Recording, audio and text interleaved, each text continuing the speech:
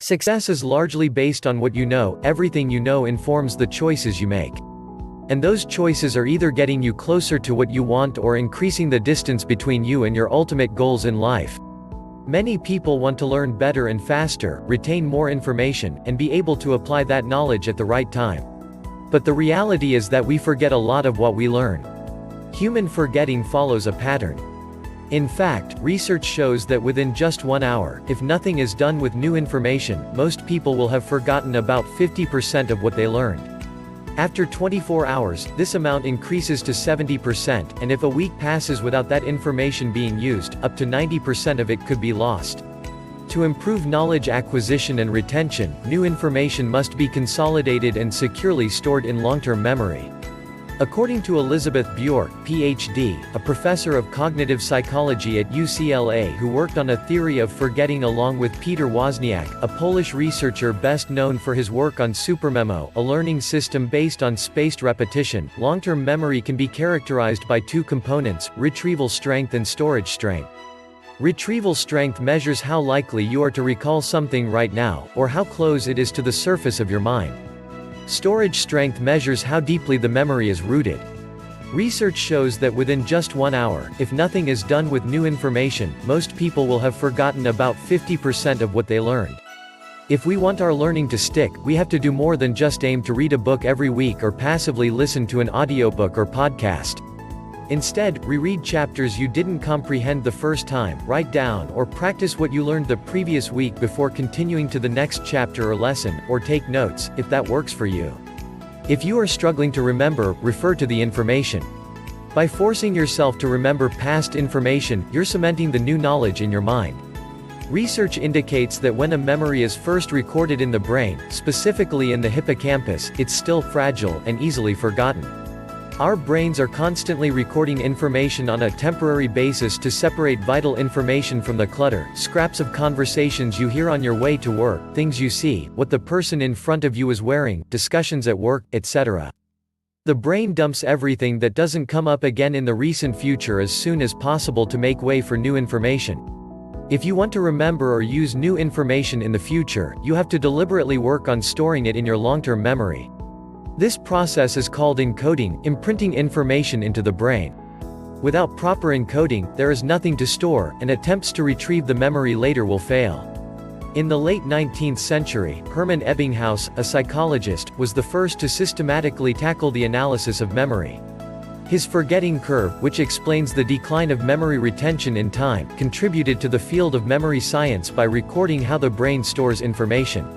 Ebbinghaus once said, "With any considerable number of repetitions, a suitable distribution of them over a space of time is decidedly more advantageous than the massing of them at a single time."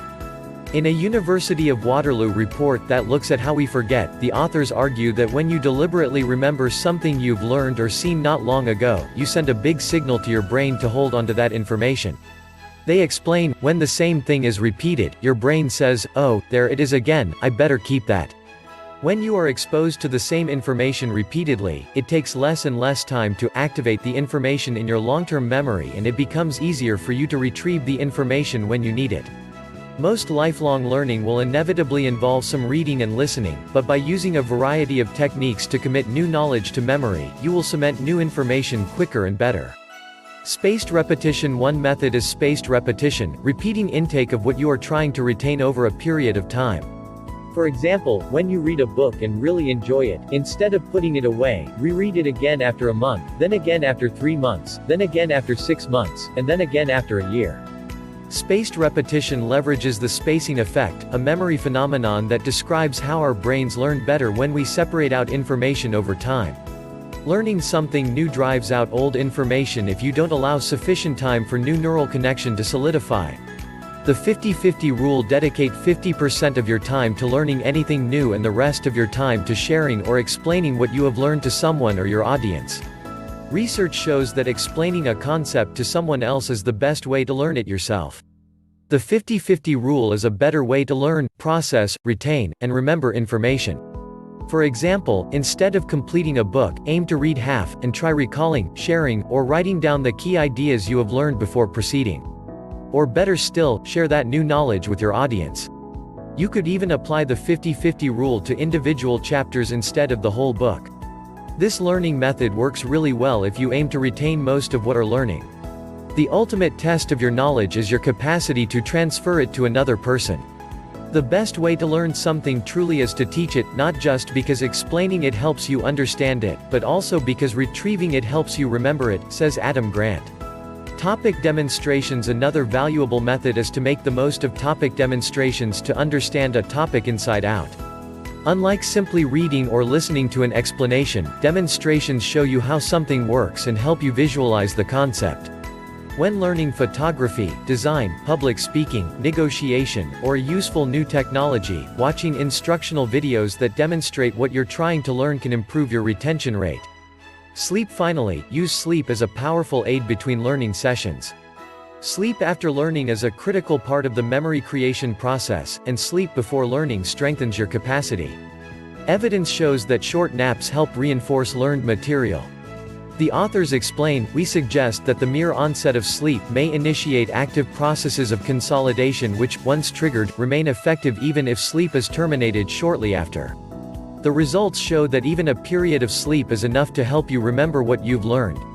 Longer naps, 60+ minutes, are also great for storing new information into our permanent memory. A good night's sleep is even better for memory recall and clear thinking. The more the mind is used, the more robust memory can become. Taking control of information storage will not only help you retain new bits of information but also reinforce and refine the knowledge you already have.